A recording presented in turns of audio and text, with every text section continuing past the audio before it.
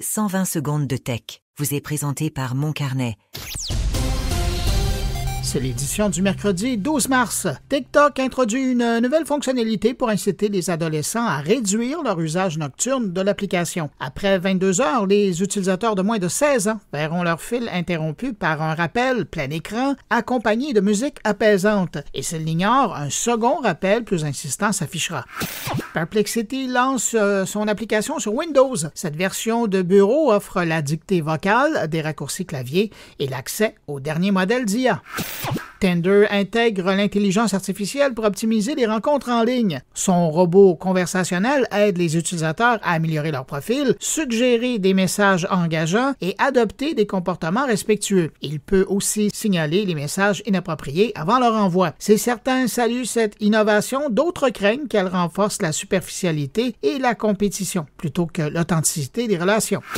Dropbox ajoute la prise en charge des live photos sur iPhone et iPad, une fonctionnalité attendue depuis 10 ans, depuis son introduction avec l'iPhone 6S. Désormais, les utilisateurs peuvent visualiser et télécharger ces photos animées, comme les peintures dans les histoires d'Harry Potter, directement dans l'application. L'option permet aussi de convertir un live photo en image fixe ou en format JPEG si nécessaire.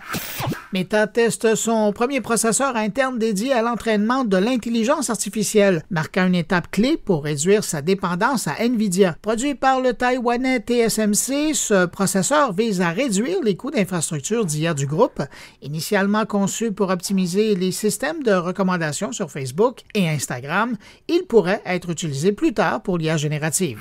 Et puis en terminant, une étude de Tool Center for Digital Journalism révèle que les moteurs de recherche basés sur l'IA sont médiocres en matière de citation des sources d'actualité. Sur 8 outils testés, plus de 60% des réponses étaient incorrectes, souvent présentées avec une grande assurance. Et les modèles payants étaient plus souvent confus que leur version gratuite. À demain! Pour suivre l'actualité numérique en profondeur, abonnez-vous à Mon Carnet. Articles, entrevues, discussions et réflexions sur le monde numérique vous y attendent. moncarnet.com